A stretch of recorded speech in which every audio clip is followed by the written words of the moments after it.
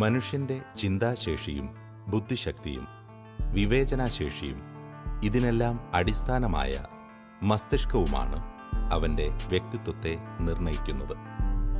ശരിതെറ്റുകളെ തിരിച്ചറിയുന്നതും സത്യത്തിനു നേരെ ചരിക്കുന്നതും നന്മയും സ്നേഹവും അടിസ്ഥാന മൂല്യങ്ങളായി സ്വീകരിക്കുന്നതും തുടങ്ങി ഒരു മനുഷ്യവ്യക്തിക്ക് വെണ്മയുള്ള ഒരു കവചം സൃഷ്ടിക്കുന്നത് മസ്തിഷ്കം തന്നെയാണ്. എന്നാൽ മനുഷ്യ മസ്തിഷ്കം ഒരു ചാലകം കൂടിയാണെന്ന ബോധ്യം ശാസ്ത്രചിന്തകർക്കുണ്ട്. മഹത്തരവും ആഴമേറിയതുമായ ഒട്ടേറെ നിത്യസത്യങ്ങളെക്കുറിച്ചുള്ള തിരിച്ചറിവും മസ്തിഷ്കം മനുഷ്യന് നൽകുന്നു.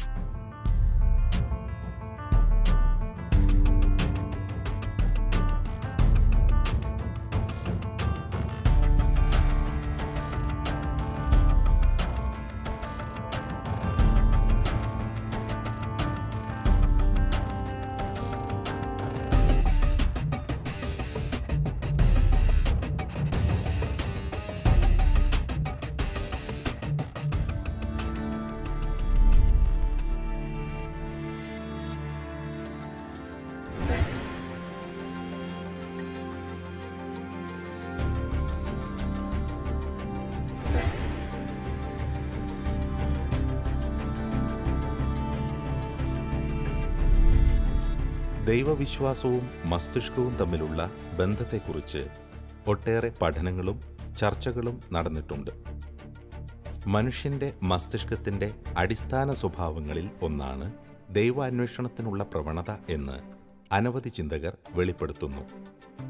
ജീവന്റെ സൃഷ്ടാവും പരിപാലകനുമായ അനന്തശക്തിയെക്കുറിച്ചുള്ള ചിന്തകൾക്ക് ആരംഭം കുറിക്കുന്നതും വ്യക്തമായ ധാരണകളിൽ ആ വ്യക്തിയെ കൊണ്ടെത്തിക്കുന്നതും വിശ്വാസിയായി നിലനിർത്തുന്നതും മസ്തിഷ്കത്തിന്റെ സ്വാഭാവിക പ്രവർത്തനങ്ങളും വിവേചനാശക്തിയും തന്നെയാണ്.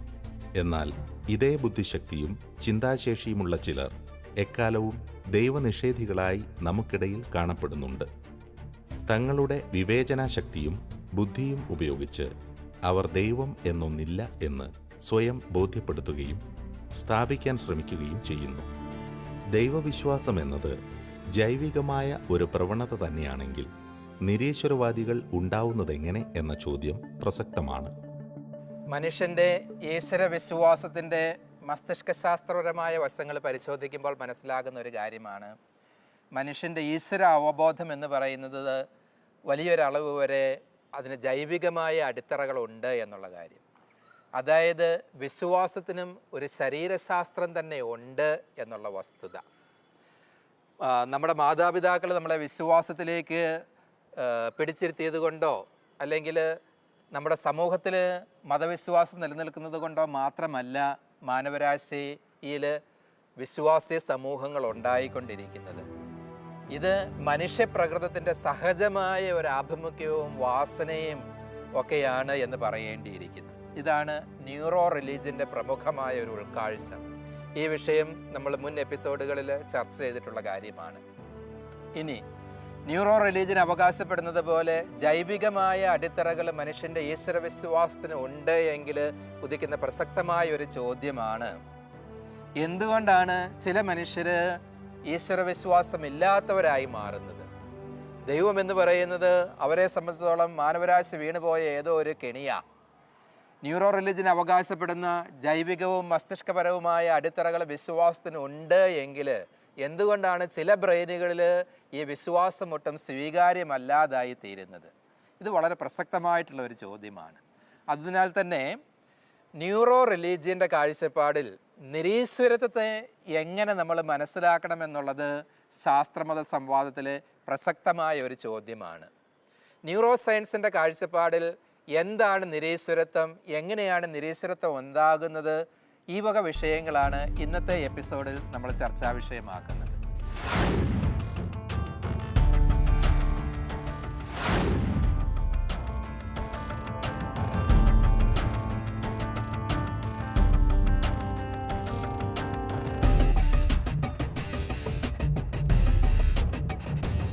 ദൈവാന്വേഷണത്തിനുള്ള പ്രവണത മനുഷ്യന് മാത്രമുള്ളതാണ്. മനുഷ്യന്റെ അസ്തിത്വവുമായി ബന്ധപ്പെട്ടതാണ് അത്. സൃഷ്ടാവിനെ അന്വേഷിക്കുകയും കണ്ടെത്തുകയും ചെയ്യേണ്ടതായുള്ളത്, അഥവാ അപ്രകാരം നിശ്ചയിക്കപ്പെട്ടിട്ടുള്ളത് മനുഷ്യനു വേണ്ടി മാത്രമാണ്. അതിന് ശാസ്ത്രീയമായി വിശദീകരിക്കാൻ കഴിയുന്ന ഒരു തലം മാത്രമല്ല ഉള്ളത് എന്നതാണ് വാസ്തവം. തത്വശാസ്ത്രത്തിൻ്റെയും ദൈവശാസ്ത്രത്തിൻ്റെയുമായ ചില മാനങ്ങൾ കൂടി അവിടെയുണ്ട് എന്നുള്ളതുകൂടി മനസ്സിലാക്കിക്കൊണ്ട് മാത്രമേ നിരീശ്വരത്വത്തിൻ്റെ ശാസ്ത്രീയ വിശദീകരണത്തെ നമുക്ക് സമീപിക്കുവാൻ കഴിയൂ. ജൈവികമായിട്ട് പരിണാമവിധേയമായിട്ട് ഉരുത്തിരിഞ്ഞു വന്നിരിക്കുന്ന മനുഷ്യൻ എന്ന പ്രതിഭാസം അവൻ്റെ ജീവശാസ്ത്രപരമായ പ്രക്രിയകളിൽ തന്നെ, നിർമ്മിതിയിൽ തന്നെ അതീന്ദ്രിയമായ ആഭിമുഖ്യങ്ങൾ പ്രകടിപ്പിക്കുന്നുണ്ട് എങ്കിൽ എന്തുകൊണ്ടാണ് ചില മനുഷ്യർ അവിശ്വാസികളായിട്ട് മാറുന്നത്? എത്ര ശ്രമിച്ചാലും ഒരുപക്ഷെ അവർക്ക് വിശ്വാസികളാകാൻ സാധിക്കാതെ വരുന്നു. ഇതിനെപ്പറ്റി എന്തെങ്കിലും ശാസ്ത്രീയമോ ദാർശനികമോ ആയ പ്രതികരണങ്ങൾ നൽകുവാനുണ്ടോ? ഒന്നാമതായിട്ട് എനിക്ക് ഈ ചോദ്യത്തിന് ഉത്തരമായിട്ട് പറയാനുള്ളത്, വിശ്വാസം എന്ന് പറയുന്നത് ഒരു ബയോളജിക്കൽ ഫിനോമിനൻ മാത്രമല്ല. ബയോളജിക്കൽ ഫിനോമിനന് ഫിനോമിനൻ ആവശ്യമുണ്ട്, ശരിയാണ്. കാരണം വിശ്വാസം എൻ്റെ അറിവിൽ ഒരു ചിമ്പാൻസിക്കോ മറ്റു മൃഗങ്ങൾക്കോ വിശ്വാസമുള്ളതായിട്ട് എനിക്കറിവില്ല. അങ്ങനെ ആരും പറഞ്ഞു കേട്ടിട്ടുമില്ല. അതിന് തെളിവുകളും കാര്യമായിട്ടൊന്നുമില്ല. അപ്പോൾ ഈ വിശ്വാസം എന്ന് പറയുന്നത് നമ്മളുടെ മൈൻഡ് ഡെവലപ്പ് ചെയ്യുന്ന പോലെ ഒരു തരത്തിലുള്ള ഡെവലപ്മെൻറ്റിൻ്റെ ഒരു ലക്ഷണമാണ്, ഡെവലപ്മെൻറ്റിൻ്റെ ഒരു ഡിസ്പ്ലേ ആണ് വിശ്വാസം. അപ്പോൾ ഈ ബയോളജിക്കൽ ബേസ് ആവശ്യമാണ്. അതുകൊണ്ട് മാത്രം ഒരുത്തൻ വിശ്വാസിയാകത്തില്ല. നിരീശ്വരവാദത്തെ ന്യൂറോ സയൻസിൻ്റെ വെളിച്ചത്തിൽ വിശദമായ പഠനങ്ങൾക്ക് വിധേയമാക്കിയിട്ടുള്ള ചില ശാസ്ത്രജ്ഞരുണ്ട്. അത്തരം പഠനങ്ങളുടെ വെളിച്ചത്തിൽ നിരീശ്വരവാദത്തിന് ശാസ്ത്രീയമായ അടിത്തറയുണ്ട്. സ്വാഭാവികമായും തൻ്റെ സൃഷ്ടാവിനെ തിരിച്ചറിയുക എന്ന കഴിവോടെ രൂപകൽപ്പന ചെയ്യപ്പെട്ട മനുഷ്യ മസ്തിഷ്കത്തിൻ്റെ ഘടനാപരമായ ചില മാറ്റങ്ങൾ ഒരുവനെ ദൈവനിഷേധിയാക്കി മാറ്റിയേക്കാം. അത്തരത്തിൽ ചില വ്യക്തികളുടെ മസ്തിഷ്കത്തിന് സംഭവിക്കുന്നതിനെ ശാസ്ത്രചിന്തകർ ശാസ്ത്രീയമായി വിശദീകരിക്കുന്നുണ്ട്. അമേരിക്കയിലെ കേസ് വെസ്റ്റേൺ റിസർവ് യൂണിവേഴ്സിറ്റിയുടെ നേതൃത്വത്തിൽ 2016 നടന്ന പഠനം ഒരു ഉദാഹരണമാണ്. നിരീശ്വരത്വം എന്ന് പറയുന്ന പ്രതിഭാസത്തെ തന്നെ ഇന്ന് ആധുനിക ന്യൂറോ സയൻസ് പഠന വിധേയമാക്കിയിട്ടുണ്ട്. അത് ന്യൂറോ റിലിജിൻ്റെ ഒരു പ്രത്യേക പഠന ശാഖ തന്നെയാണ്. ഇന്ന് എന്തുകൊണ്ടാണ് ചിലരെങ്കിലുമൊക്കെ നിരീശ്വരവാദികളായിട്ട് മാറുന്നത് എന്ന്. അമേരിക്കയിലെ കേസ് വെസ്റ്റേൺ യൂണിവേഴ്സിറ്റി ഇംഗ്ലണ്ടിലെ ചില സർവകലാശാലകളുമായിട്ട് ബന്ധപ്പെട്ട് അന്താരാഷ്ട്ര തലത്തിൽ നടത്തിയ ഒരു സർവേയുടെ ഫലം ഞാനിവിടെ അവതരിപ്പിക്കാം. ഒത്തിരി പ്രഗത്ഭരായിട്ടുള്ള ശാസ്ത്രജ്ഞർ, ന്യൂറോ സയൻറ്റിസ്റ്റ്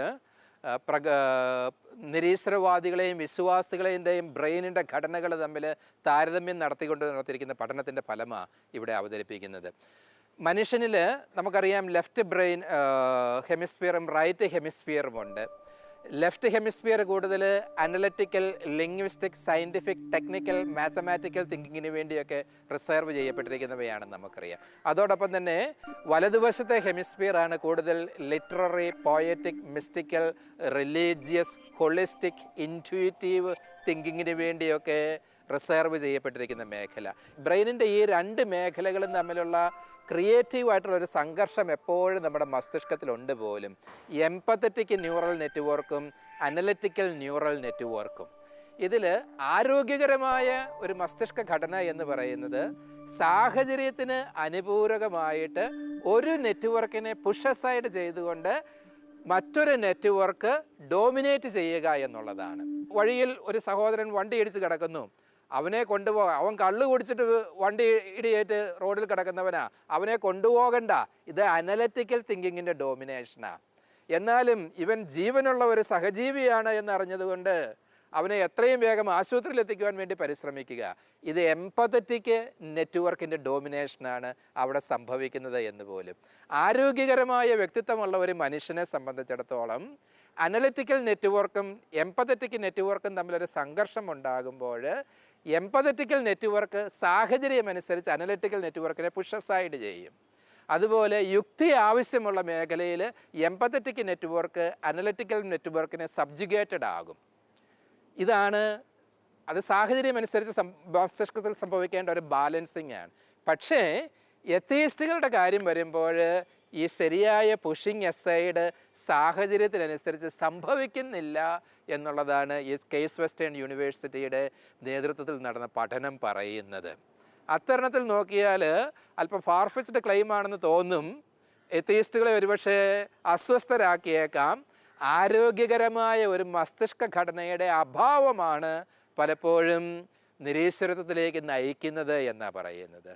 ഇടത് കൈക്ക് കൂടുതൽ സ്വാധീനമുള്ളവർ, ഓട്ടിസ്റ്റിക് ആയിട്ടുള്ള പേഷ്യൻസ്, ഇങ്ങനെയുള്ളവരിൽ അനലറ്റിക്കൽ നെറ്റ്വർക്കിന്, എംപതറ്റിക് നെറ്റ്വർക്കിന് സബ്ജുഗേറ്റഡ് ആകുക എന്നുള്ളത് കൂടുതൽ ബുദ്ധിമുട്ടുള്ള കാര്യമാണ് പോലും. അതായത് എംപതറ്റിക് നെറ്റ്വർക്ക് അവരിൽ കൂടുതൽ പരിണാമാത്മകമായിട്ട് കൂടുതൽ വികസിക്കുവാനുള്ള സാധ്യത അവിടെ കുറഞ്ഞിരിക്കുകയാണ്. അതുകൊണ്ട് ആ ശരിയായ പുഷിംഗ് എസൈഡ് കോണ്ടസ്റ്റ് ഡിമാൻഡ് ചെയ്യുന്നതനുസരിച്ച് സംഭവിക്കുന്നില്ല. അപ്പോൾ എത്തീസം ഭാഗികമായിട്ടെങ്കിലും ന്യൂറോളജിക്കലായിട്ടുള്ള ഒരു പരിണതഫലം മെക്കാനിസമായിട്ടും കൂടി മനസ്സിലാക്കേണ്ടിയിരിക്കുന്നു എന്നുള്ളതാണ്.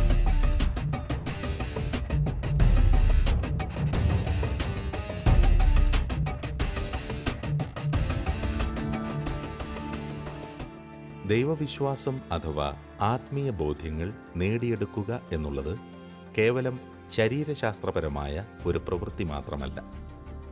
മനുഷ്യന് മാത്രം നൽകപ്പെട്ടിരിക്കുന്ന ഈ സവിശേഷത ആർജിക്കുവാനായി അവൻ്റെ പ്രയത്നം കൂടി ആവശ്യമാണ് എന്നുള്ളതാണ് വാസ്തവം. മനുഷ്യൻ്റെ മസ്തിഷ്കം അതിനായുള്ള അടിത്തറയൊരുക്കുക മാത്രമാണ് ചെയ്യുന്നത്.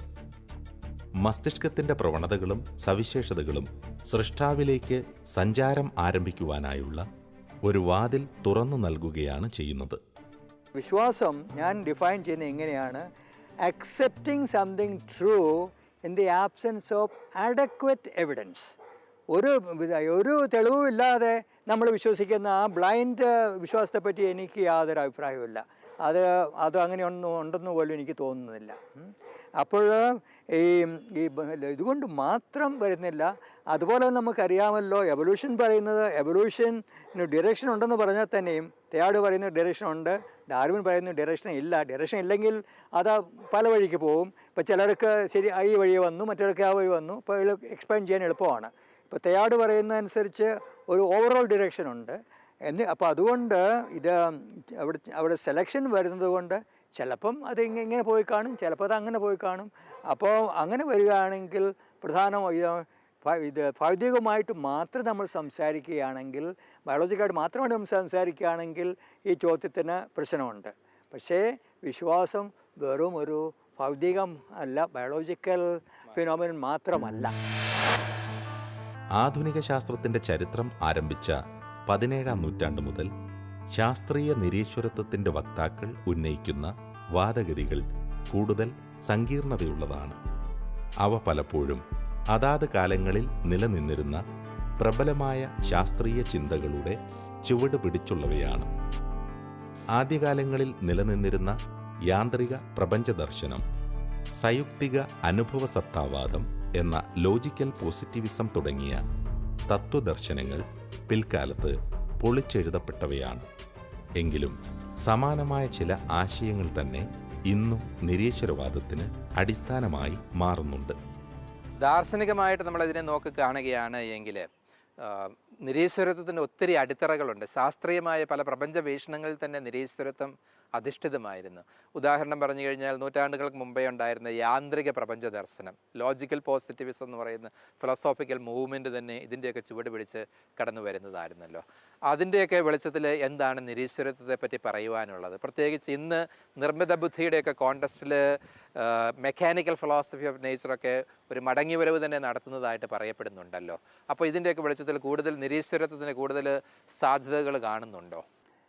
ഒരു തരത്തിൽ പറഞ്ഞാൽ ഈ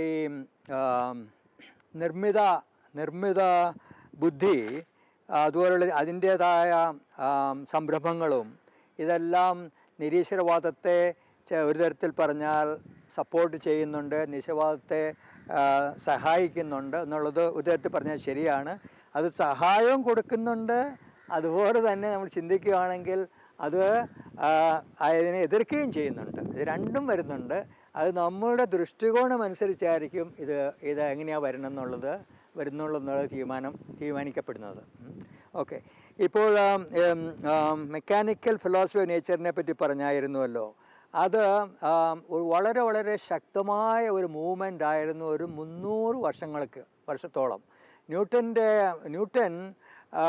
ഡിസ്കവറികളും അതുപോലെല്ലാം വന്നു കഴിഞ്ഞപ്പോഴത്തേക്കും ന്യൂട്ടോണിയൻ സയൻസിൻ്റെ ആധാരത്തിൽ മെക്കാനിക്കൽ ഫിലോസഫി ഓഫ് നേച്ചർ എന്ന് പറഞ്ഞ ഒരു ചിന്താഗതി, ഒരു ഫിലോസഫി തന്നെ പുറത്തു വന്നു.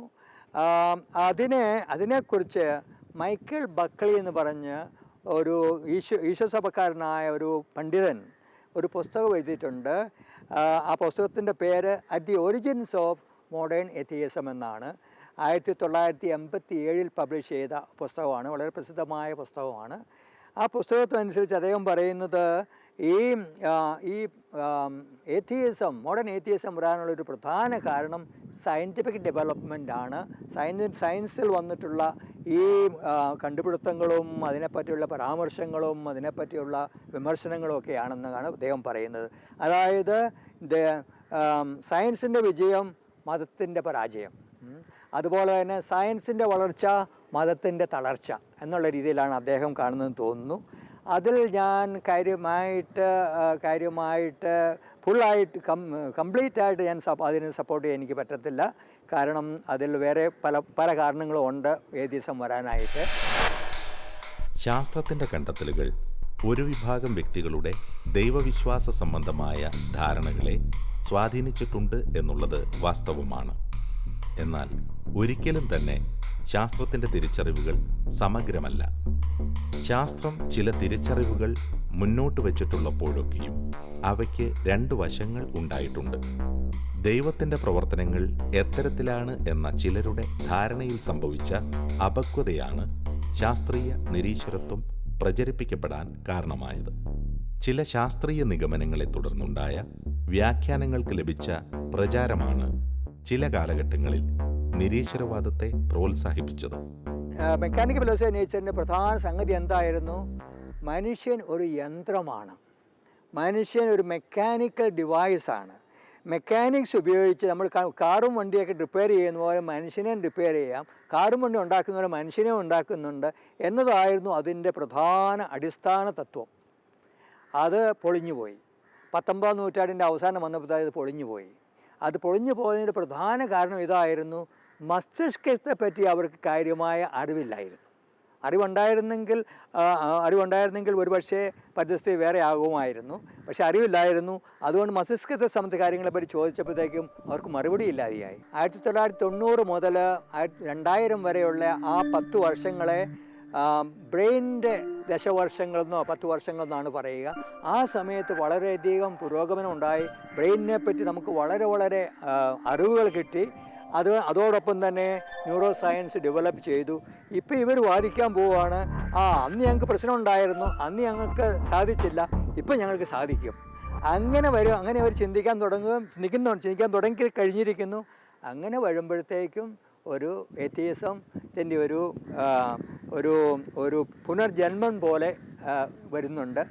നിർമ്മിത ബുദ്ധിയുടെ ഈ ഡെവലപ്മെൻറ്റ് ദൈവത്തിന് എതിരാകണമെന്നില്ല, ദൈവത്തിന് അനുകൂലമായിട്ടാണ് ഞാൻ കാണുന്നത്. അങ്ങനെയാണ് നമ്മൾ കാണേണ്ടതും. അത് ലോജിക്കലായിട്ട് നോക്കിയാലും ഫിലോസോഫിക്കലായിട്ട് നോക്കിയാലും സയൻറ്റിഫിക്കായിട്ട് നോക്കിയാലും അങ്ങനെയാണ് നമ്മൾ കാണുന്നത്. അങ്ങനെ കാണുകയാണെങ്കിൽ ഇത് ഏത്തിയിസം, അതായത് നിരീശ്വരവാദം വർദ്ധിക്കാനായിട്ടുള്ളൊരു സാഹചര്യമായിട്ട് നമ്മൾ കണക്കാക്കേണ്ടതില്ല.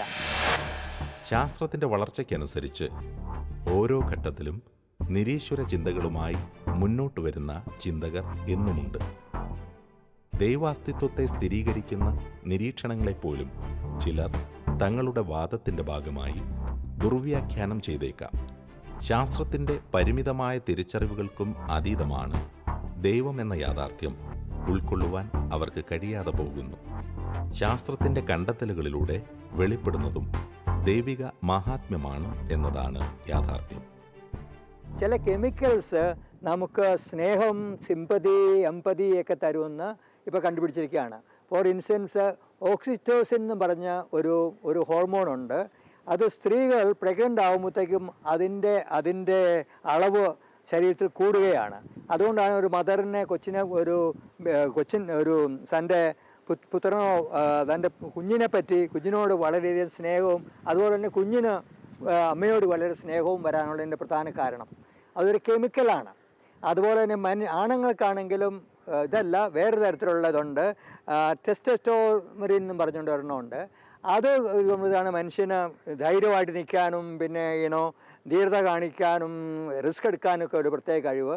അപ്പോൾ അതുകൊണ്ട് ആൾക്കാർ പറയുന്നത് എന്താണ്, ഈ നിങ്ങൾ പണ്ടിതൊക്കെ ഒരു ദൈവത്തിൻ്റെ ദാനമാണെന്ന് ഉദ്ദേശിച്ചിടുന്ന കാര്യങ്ങളൊക്കെ ദൈവത്തിൻ്റെ ദാനമല്ല, ഇത് വെറും കെമിക്കൽ പ്രോസസ്സാണ്. പക്ഷേ എൻ്റെ ചോദ്യം ഇതാണ്, ഈ കെമിക്കൽ എവിടെ നിന്ന് വന്നു? ഈ കെമിക്കൽ ആരാ ഉണ്ടാക്കിയത്? ഈ കെമിക്കലിനെ മാറ്റാനും മറിക്കാനുമുള്ള ഈ കെമിക്കൽ ഇത്രയ്ക്ക് പവർ ഉണ്ടെന്നുള്ളത് എങ്ങനെയാണ്, എവിടെ നിന്ന് വന്നു? അതൊക്കെ നമ്മൾ ചിന്തിച്ച് കഴിയുമ്പോഴത്തേക്കും it cannot be created by science. Scientist അല്ല ഈ ഓക്സിറ്റോസിന് ഈ പവർ കൊടുത്തത്, സയൻറ്റിസ്റ്റ് അല്ല ടെസ്റ്റോസ്റ്റെറോണിന് ഈ പവർ കൊടുത്തത്. അപ്പോൾ അതിനെപ്പറ്റി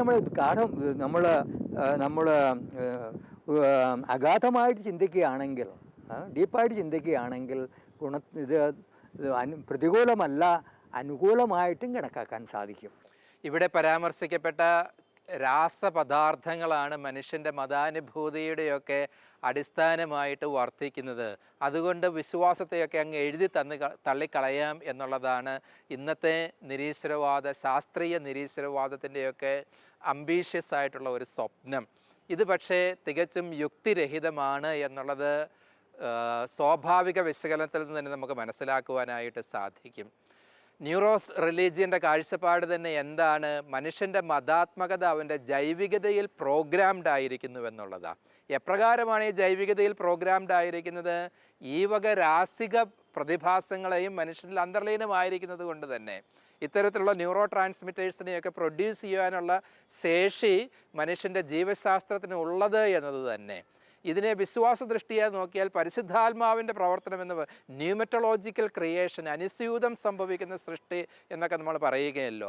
ലാളിത്യത്തിൽ തുടങ്ങിയ ജീവരൂപം അതിസങ്കീർണമായ മസ്തിഷ്ക തലത്തിൽ എത്തിച്ചേർന്നപ്പോൾ പദാർത്ഥത്തിന് പ്രാർത്ഥിക്കുവാനുള്ള ശേഷി കൂടി ലഭിച്ചതാണെയാണ് നമ്മൾ ബ്രെയിന് എന്ന് വിശേഷിപ്പിക്കുന്നത്.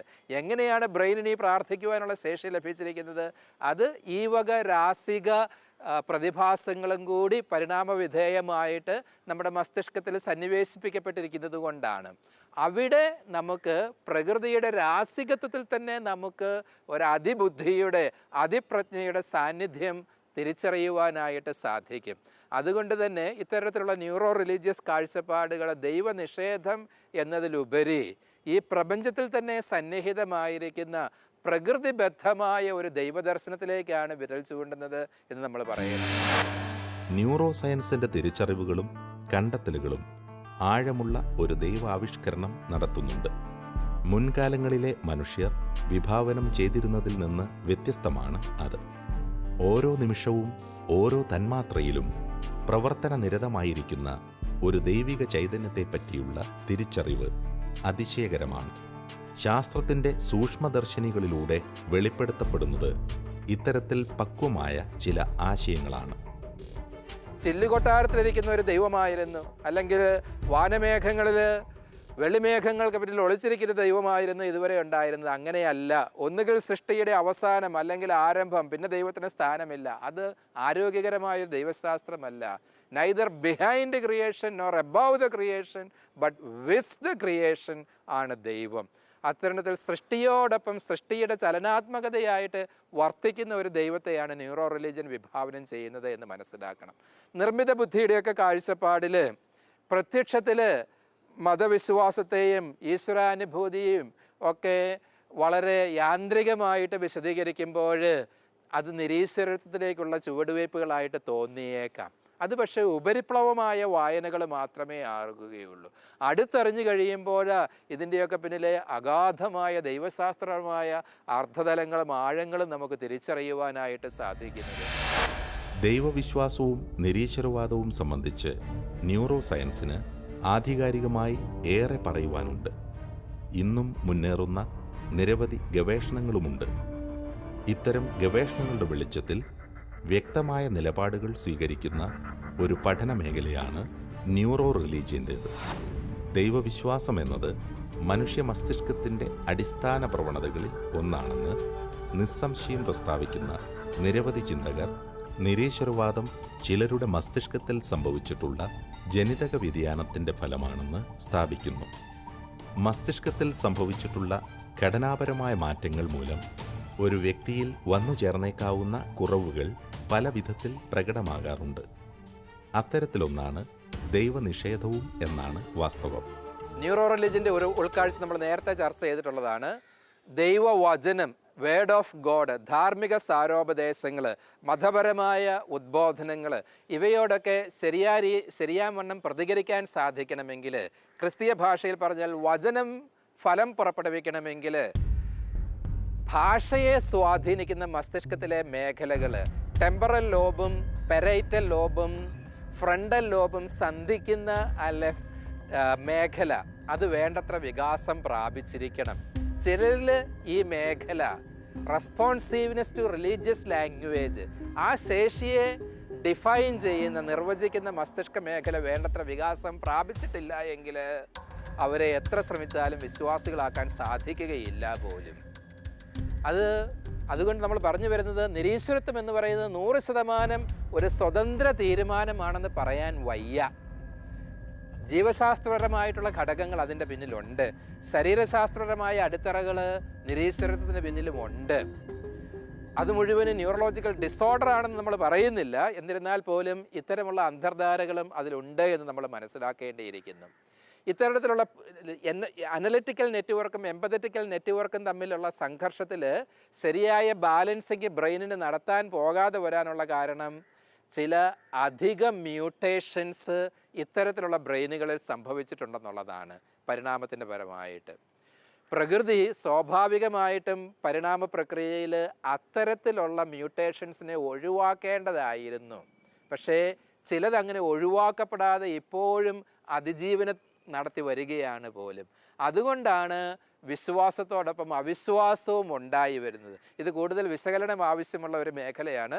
നമ്മുടെ ഈ ഒരു ചെറിയ ചർച്ചയിൽ ഇതിൻ്റെ എല്ലാ വിശദാംശങ്ങളിലേക്കും നമുക്ക് പ്രവേശിക്കാൻ സാധിക്കുകയില്ല. നമ്മൾ പറഞ്ഞു വരുന്നത് ഇത്രയേ ഉള്ളൂ. ന്യൂറോളജിക്കലായിട്ടുള്ള ഫാക്ടേഴ്സ് ഒരു അവിശ്വാസിയുടെ തിരഞ്ഞെടുപ്പുകളെ, വിശ്വാസ സംബന്ധമായ തിരഞ്ഞെടുപ്പുകളെയും തീരുമാനങ്ങളെയും ഭാഗികമായിട്ടെങ്കിലും സ്വാധീനിക്കുന്നുണ്ട് എന്നുള്ളത് അനിഷേധ്യമായ ഒരു ഘടകമാണ്. അതുകൊണ്ട് തന്നെ അവിശ്വാസത്തെ ഒരു വ്യക്തിയുടെ സമ്പൂർണവും സ്വതന്ത്രവും വ്യക്തിനിഷ്ഠവുമായ ഒരു തീരുമാനമായിട്ട് പൂർണ്ണമായിട്ടും പറയാൻ സാധിക്കുകയില്ല എന്നും കൂടി അനുമാനിക്കേണ്ടിയിരിക്കുന്നു. മസ്തിഷ്കശാസ്ത്രം നമുക്ക് നൽകുന്ന ഉൾക്കാഴ്ചകൾ എണ്ണമറ്റതാണ്. മസ്തിഷ്കത്തിൻ്റെ സങ്കീർണമായ പ്രവർത്തനങ്ങളിലൂടെ വെളിപ്പെടുന്ന ദൈവദർശനവും ശാസ്ത്രീയവും താത്വികവുമായ അറിവുകളും മഹത്തരമാണ്. ശാസ്ത്രത്തിൻ്റെ ഗവേഷണ മേഖലകളിലൂടെ ആത്മീയ സത്യങ്ങൾ തേടിയുള്ള നമ്മുടെ യാത്ര തുടരുന്നു. ലൈറ്റ് ഓഫ് ട്രൂത്ത് എന്ന ഈ ശാസ്ത്ര മതസംവാദ പരമ്പരയുടെ കഴിഞ്ഞ എപ്പിസോഡുകൾ യൂട്യൂബിൽ ലഭ്യമാണ്. ഈ ഡോക്യുമെൻ്ററി പരമ്പരയെക്കുറിച്ചുള്ള നിങ്ങളുടെ വിലയേറിയ അഭിപ്രായങ്ങളും നിർദ്ദേശങ്ങളും വാട്സപ്പ് വഴി ഞങ്ങളെ അറിയിക്കാവുന്നതാണ്. WhatsApp number 9745901960.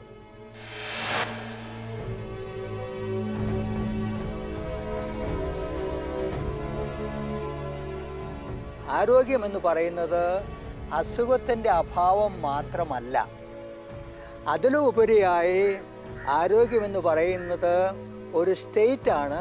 It's a state of physical, mental and social wellbeing. നമ്മുടെ മാനസിക അവസ്ഥകളെ സ്വാധീനിക്കുന്നതിന്, വേദനയുടെ സംവേദനങ്ങളെ ലഘൂകരിക്കുന്നതിന്, ഒരുവനെ വൈകാരികമായിട്ട് സ്വാധീനിക്കുവാൻ അവൻ്റെ മതവിശ്വാസം സഹായിക്കുന്നു എന്നുള്ളത് നിസ്തർക്കമായ ഒരു കാര്യമാണ് എന്ന് തോന്നുകയാണ്. ഞാൻ പോട്ടയിൽ 3 പ്രാവശ്യം പോയതിന് ശേഷം എൻ്റെ അനുമാനം ഇതാണ്: ഒരു 90 മുതൽ 95% വരെ വേണമെങ്കിൽ അവിടെ നടക്കുന്ന അത്ഭുതങ്ങളും മറ്റു കാര്യങ്ങളും നമുക്ക് ശാസ്ത്രീയമായിട്ട് എക്സ്പ്ലെയിൻ ചെയ്യാം. പക്ഷേ 5 to 10% എനിക്ക് യാതൊരു കാരണവശാലും സയൻസിനത് എക്സ്പ്ലെയിൻ ചെയ്യാൻ പറ്റുമെന്ന് എനിക്ക് തോന്നുന്നില്ല.